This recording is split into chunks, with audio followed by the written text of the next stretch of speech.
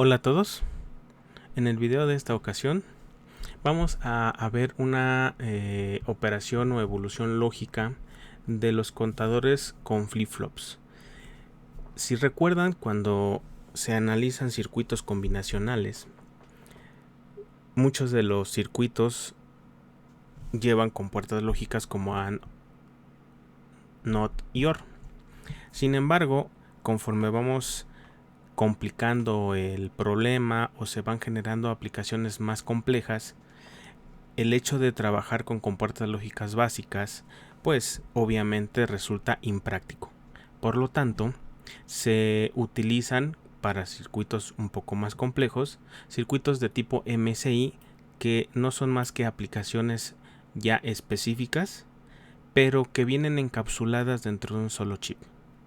Como cuáles, recordarán que se tienen los multiplexores, los demultiplexores, los decodificadores, los codificadores y varios otros circuitos que ya vienen dentro de un solo encapsulado. Para utilizarlo nada más, obviamente se tiene que encontrar la hoja de datos del fabricante para saber cómo opera dicho circuito. En el caso de los flip-flops y los contadores y muchos circuitos de tipo secuencial, sucede algo similar. Es decir, la base de funcionamiento de los contadores ya vimos en los videos anteriores que son los flip-flops. Sin embargo, no siempre vamos a utilizar flip-flops como base de operación, sino que se utilizan circuitos integrados que ya contienen flip-flops adentro y que debemos buscar su hoja de datos para saber cómo funciona y cómo opera ese contador, y obviamente tendremos que hacer una búsqueda a través de internet. Entonces, ¿cómo empezar a hacer la búsqueda en general? No me voy a enfocar a un solo integrado, a un solo contador. En principio, lo que interesaría en este momento sería cómo busco un contador para alguna aplicación, la que ésta sea, por dónde empiezo a buscar, cómo busco su hoja de datos, cómo interpreto su hoja de datos y obviamente cómo le hago para que funcione. Vamos a ver entonces ese proceso, se los voy a explicar de manera fácil, lo más digerible posible, para que entiendan dónde buscar cuando están diseñando algún circuito por algún problema que tengan que resolver o alguna práctica, algún proyecto, por dónde empezar a buscar y después cómo ir desmenuzando la información que vamos encontrando. Ahora bien, hay muchas páginas donde se pueden encontrar tiendas en línea donde venden productos especializados de circuitos electrónicos. Como cuáles, bueno, de las que yo les puedo contar, estaría por ejemplo AG Electrónica. De hecho aquí lo tengo yo, y aquí si observan, voy a entrar a la página y aquí es una página donde podemos ir buscando componentes. Esta página es de la Ciudad de México. Es una tienda bastante grande que tiene no solamente componentes electrónicos, sino mucho del área de la electrónica, ya sea de electrónica digital, electrónica de potencia, incluso tienen apartados de nuevas tecnologías y demás. En el caso de nuestro contexto de ciudad, pues obviamente, aunque lo pueden pedir en línea, pues no siempre es fácil hacer el pedido como tal. Y digo no fácil porque a lo mejor no tienen el tiempo para hacer la compra vía internet, o no tienen las características para poder hacer una compra vía internet. En un ámbito más local, por ejemplo, nos podríamos ir a una tienda que se llama A Electronics. Esta es una tienda local y de hecho aquí vienen, si observan, ahí viene A Electronics. Y entonces si buscamos en A Electronics, esta se encuentra en la ciudad de Toluca, y podemos buscar aquí sus servicios, donde se encuentra y demás. Entraríamos a la tienda en línea y entonces de aquí podemos empezar a buscar los componentes. En este caso lo que estamos buscando, por ejemplo, sería contadores, porque es lo que quiero que vean cómo hacer funcionar un contador a partir de la hoja de datos, pero para poder llegar a esa hoja de datos tenemos que enterarnos cuáles son los contadores que hay en el mercado. Entonces aquí en el campo para hacer la búsqueda simplemente ponemos contadores y vean que aparece una lista pues relativamente amplia. Digo, estos son a lo mejor los de primera, los top en cuanto a la compra y venta. Podemos hacer la búsqueda completa y bueno, aquí podemos ver que hay distintos tipos de contadores. Está el 74191, 74193, CD4024 y así podemos encontrar varios, ¿no? Ahora no son los únicos que hay, obviamente. Entre más vayamos hurgando en internet, vamos a poder encontrar a lo mejor otros modelos de contadores. Entonces, incluso por aquí no lo veo. Nos falta uno, bueno, uno de los más utilizados, que es un 7490. O incluso podemos poner nada más contador, si se fijan. Ya no le puse contadores, sino le puse contador. Y si le pongo contador, ya me aparecen más componentes. Si observan, la lista se hizo un poco más grande. Incluso vienen algunos chips de microchip, algunos microcontroladores y demás cosas. Pero bueno, así es como podemos ir buscando componentes. Yo les recomiendo esta página porque esta página es de aquí de la ciudad de Toluca. Y bueno, las veces que yo he comprado en esta tienda, a lo mejor no es la más barata, tampoco es la más cara, pero siempre tienen variedad de componentes y eso es lo que uno busca. Entonces, una vez que ya decidimos cuál es el contador que queremos utilizar para nuestra aplicación en particular, bueno, pues ya normalmente podemos venir a estas páginas para ver si de manera local existe para poder hacer nuestro proyecto. Hay uno en particular, por ejemplo, que sería el 7490 y si observan, aquí la característica dice que es un contador de décadas de 4 bits. En muchas de las páginas van a encontrar especificaciones muy generales, ¿no? Obviamente son útiles para un primer contacto con el integrado, ver a lo mejor cuál es la tensión de alimentación, los niveles lógicos, cuál es la frecuencia de trabajo, etcétera. Entonces podemos utilizar por ejemplo, para ver cómo configurarlo y cómo hacer que podamos hacer un contador.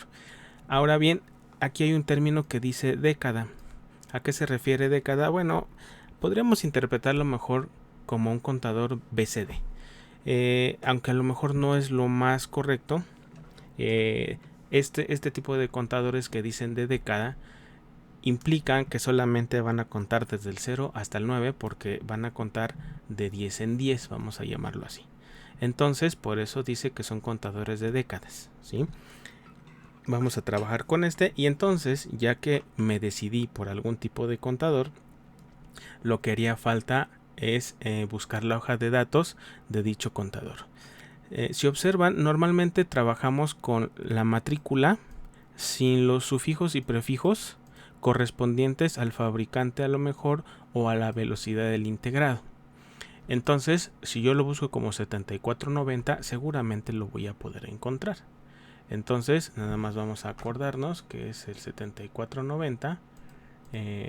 Vamos a retroceder un poco y vamos a colocar así como suena 7490 y se fijan que normalmente aparece las listas de las hojas de datos o las hojas de especificaciones, como le quieran ustedes llamar, y vamos a ir a la página, normalmente es la primera, y ya podemos buscar o determinar cuál es el integrado que andamos buscando.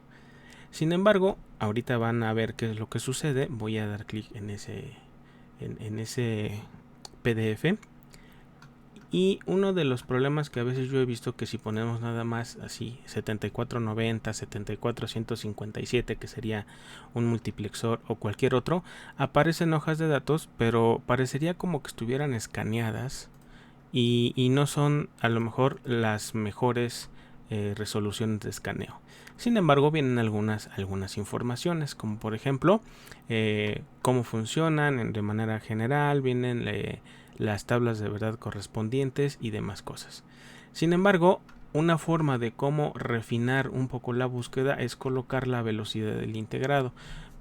Ahí recuerden que los integrados trabajan bajo ciertas velocidades, podría ser LS o puede ser HC, no sé, pueden ser varias, 2 o 3 velocidades adicionales, pero muchas veces con que coloquemos el LS entre el 74 y lo que sigue de la matrícula, vamos a encontrar algunas otras versiones que ya son de fabricantes reconocidos, como cuáles son. Fairchild es uno de ellos, Texas Instruments también es otro de ellos. Por ahí podrían aparecer algunos, por ejemplo On Semiconductor también es uno de los que tienen hojas de datos de buena calidad en cuanto a lo que presentan y todas las características que contiene. Vamos a ver, por ejemplo, si yo abro esa y aquí si se fijan nos da algunas otras matrículas correspondientes o relacionadas con el mismo integrado, y lo que voy a hacer es dar clic en el enlace para bajarlo, y si notan pueden observar que la calidad de la hoja de datos es mucho mejor y obviamente viene más clara las imágenes y vienen algunas otras cosas. Bien, entonces vamos a trabajar con este. En un momento vamos a continuar analizando esta parte, ¿no?, de las tablas de verdad y cómo funcionan. Entonces ya hice la descarga de la hoja para verlo en un PDF como tal, desde algún lector de archivos PDF, y es lo que vamos a realizar. Vamos a minimizar esta ventana y por acá ya viene, o ya la había descargado, y simplemente sigue siendo la misma descripción que vimos hace un momento. Y de hecho aquí viene DM, algunos puede decir no sé, SN y el número y después la velocidad y después la matrícula o la función del integrado. De las descripciones en general, digo, casi todos al principio traen una descripción general. Inconveniente o no, siempre vienen en inglés. ¿Por qué? Pues porque los integrados los fabrican en lugares precisamente donde el trabajo o el idioma es en inglés. A lo mejor aquí sería una pequeña barrera para los que no están muy familiarizados con el lenguaje técnico del inglés, pero bueno, es una muy buena forma de desarrollar dicha habilidad. No hay nada de malo que puedan tomar una porción del texto, copiarla y llevarla a un traductor. Simplemente que cuando el traductor hace dicha traducción, hay algunas palabras técnicas que no las traduce de manera correcta, y lo que debemos hacer nosotros como ingenieros es darle un sentido a esa traducción. Nunca se vayan con la primera traducción que les dan los traductores, porque normalmente aparecen algunas frases o palabras descabelladas o disparatadas, y a veces incluso copian esa traducción y la pegan en sus reportes, y créanme que no es lo más elegante que pueden hacer ustedes. Entonces aprovechen que aquí pueden tener una muy buena oportunidad para poder hacer uso del inglés que están aprendiendo en la escuela. Bien, entonces algunas características en general que podemos ver es que la disipación de potencia es de 45 miliwatts, la frecuencia de conteo puede ser hasta de 42 MHz, y bueno, aquí nos dice cómo está construido internamente y demás. Y una particularidad que dice aquí es que para usar su máximo ancho de cuenta, vamos a decir, o la cuenta completa, es decir, una década de 4 bits binarios, la entrada B tiene que ser conectada a la salida QA, ¿sí? Entonces esto en particular nos va a servir mucho para saber cómo tiene que configurarse el integrado. Ahora, casi todos estos integrados, independientemente de las características eléctricas, traen un diagrama de cómo están repartidos los pines, así como una tabla de verdad. Las tablas de verdad, bueno, pueden venir de muchos formatos, pero al final de cuentas siempre son tablas que ejemplifican o concentran todas las entradas que trae el circuito y todas las salidas y qué relación hay de estados lógicos entre ellos. Entonces podemos observar que las salidas son de la QA, QB, QC y QD, y aquí tendríamos que hacer la identificación de dichas salidas. También tenemos las entradas de reset. Aquí noten que tenemos cuatro líneas de reset. En un momento vamos a ver cómo se usan y cómo se configuran. A diferencia de algunos otros integrados de los que han utilizado, normalmente la alimentación BCC muchas veces viene en el último pin, o sea, en el 14 sería en este caso. En el caso que el integrado fuera de 16 pines, típicamente el BCC vendría en el 16, pero no funciona así o no es la generalidad de todos los circuitos integrados. Como lo estamos viendo aquí, podemos observar que al menos este integrado, la alimentación BCC está en el pin 5 y la tierra está en el pin 10.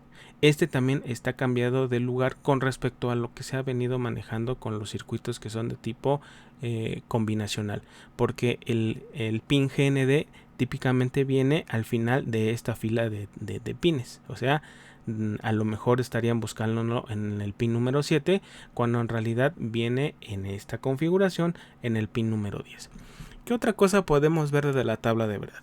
Recuerden ustedes que cuando encuentran una H significa high, o sea, nivel 1 o alto lógico, y cuando encuentran una L significa low o nivel lógico 0 o nivel lógico bajo, ¿sí? Y cuando encontramos un tache, una X o como le quieran llamar ustedes, significa que son condiciones de no importa. Es decir, si configuramos estas condiciones, por ejemplo, que R01 sea 1, R02 sea un 1 y R91 sea 0, ya no importa qué valor le pongamos a R9. ¿Qué va a suceder con la salida cada vez que coloquemos esto? Bien, pues lo que va a suceder es que todas las salidas van a estar en bajo. Creo que no es muy difícil entenderle. Entonces, por cada fila tenemos una salida correspondiente. O si lo quieren ver de otra forma, para cada salida debemos cumplir estas condiciones de funcionamiento. Ahora bien, podemos ver que hay otras condiciones de entrada de reset para que aquí la salida esté en 1001. O recuerden que aquí podemos leer de izquierda a derecha. En el caso de hablar del bit menos significativo, el bit menos significativo siempre será la letra más baja, en este caso es A, aunque a veces nosotros lo leemos de izquierda a derecha. Bueno, eso nada más hay que tener cuidado, es cuestión un poco de estilos. Lo correcto es, acuérdense, siempre iniciar la escritura de un número binario de derecha a izquierda. Ahora bien, quiero que observen que en la salida, a pesar de que aquí tenemos niveles lógicos establecidos, me comunica que con estas condiciones o en estas condiciones de entrada, las salidas van a contar. No nos especifica un nivel lógico particular. ¿Por qué? Porque si lo que estamos esperando que haga el integrado es una cuenta binaria del 0 al 9, bueno, pues no hay un nivel lógico específico, sino que va a ir cambiando los valores conforme la cuenta binaria correspondiente. Entonces, tenemos 4 condiciones para hacer la cuenta. ¿Cuál sería? Bueno, si R0 es bajo y R9 es bajo, me refiero al R92 y el R02, no importa qué valor le pongamos tanto en ese pin y en este otro pin. Por lo tanto, pues si ponemos todos los pines en 0, es decir, en 0 lógico, entonces el integrado va a estar haciendo la cuenta correspondiente siempre y cuando tenga conectado el pin de reloj. Para esto, observen que aquí en la descripción de los pines, en el pin número 1 y en el pin número 14 está asociado la entrada de relojes. Acuérdense que cuando encontramos este triangulito significa que es una entrada de reloj, y es una entrada de reloj activa en bajo o que se activa por flanco de bajada porque tiene esta pelotita que estamos viendo en esta zona, ¿sí? Entonces necesitaríamos tener la señal de reloj. Ahora bien, noten que tenemos dos entradas de reloj. Aunque no dice clock, como normalmente diría en algunos otros diagramas, aquí dice input A e input B. ¿Cómo sé que es una señal de reloj? Por el tipo de símbolo que tenemos aquí en estas partes del integrado. Entonces, quiere decir que el integrado va a hacer la cuenta si todas estas entradas las ponemos en 0, es totalmente válido, y además conectamos la señal de reloj correspondiente. Entonces, bien, ¿qué otra cosa podríamos mencionar de aquí? Creo que nada más. Aunque tenemos otras tres formas de conteo, si llegan a analizarlo un poco más en calma, van a encontrar que de todas maneras en cualquiera de las 4 filas que tenemos aquí, podemos llegar a que con que pongamos todos los resets de entrada en 0, pues el integrado va a ser la cuenta correspondiente. Ahora bien, a veces no basta con entender cómo está funcionando esto, o sea, a través de la tabla de verdad sí nos da la idea más general y concentra la información, pero a veces es útil observar cómo funciona o cómo está internamente el integrado. Entonces aquí ustedes podrían observar que, como ya habíamos visto en el video anterior, para generar un contador forzosamente necesitamos flip-flops. Y de hecho aquí tenemos 4 flip-flops. Sin embargo, aquí en las tablas o las tablas de verdad o las tablas de función, hay 2 formas en las cuales puede contar. La que interesa o la que queremos aplicar en este momento es esta, es una secuencia de cuenta BCD o de cuenta de una década. Acuérdense que cuando hablamos de décadas que va a contar de 0 a 9 y después se va a regresar a 0. Entonces, si hay una señal de reloj y le hacemos caso a la nota 1, observen que aquí dice nota 1 y ahorita vamos a ver la nota 1 que dice, él va a empezar a hacer la cuenta de 0, 1, 2, 3, así hasta el 9 y después se va a regresar. En el diagrama podemos ver que además hay algunas otras compuertas, pero todas estas compuertas son internas, ¿sí? Este es el diagrama interno. De hecho, aquí dice diagrama lógico, pero esto es lo que contiene internamente el integrado. Entonces, si recuerdan, para generar un contador necesitamos flip-flops de tipo JK. De hecho, aquí tenemos la J y la K, pero además debería estar conectado a 1. Aquí no lo menciona, pero aquí en esta parte inferior claramente dice que aunque no están con conexión algunas entradas JK, ya es por default o ya se sabe que esas entradas, cuando no están señalizadas, es porque están conectadas a un 1 lógico. Obviamente, por ejemplo, aquí podrían ver que esta K está conectado a esta Q. Podemos ver que este flip-flop, su respectiva entrada J está conectada a una compuerta, pero por ejemplo podemos ver que esta no está conectada a nada. Entonces podrían ustedes decir, bueno, ¿y a dónde las conecto o qué pasó con esas entradas? Bueno, cuando no hay alguna conexión, por default, según la anotación que está aquí en la parte inferior, nos estaría indicando que J y K están a un valor 1. Ahora, otra cosa es que pueden observar que la entrada de reloj A está conectado a un flip-flop, pero este flip-flop a su vez pues ya no está conectado a los demás. Recuerden que para hacer un contador tendríamos que hacer una conexión en cascada, un flip-flop tras otro, en donde la salida del primer flip-flop tendría que ser el reloj del segundo flip-flop. ¿Para qué? Para que pueda hacerse un divisor de frecuencia que finalmente terminará siendo un contador. Entonces tenemos una entrada B, la cual está conectada al segundo flip-flop. Es decir, si ustedes llegaran a conectar a lo mejor el reloj o la señal del reloj a la entrada B, pues podrían hacer contar o hacer que haga algo del flip-flop 2 hasta el flip-flop 4. O sea, si lo contamos como 1, 2, 3 y 4, de este flip-flop al último, bueno, ya haría algo. Entonces es ahí donde entra esta nota que dice lo siguiente, y nos vamos aquí abajo y dice nota 1: la salida Q1 es conectada a la entrada B para una cuenta BCD.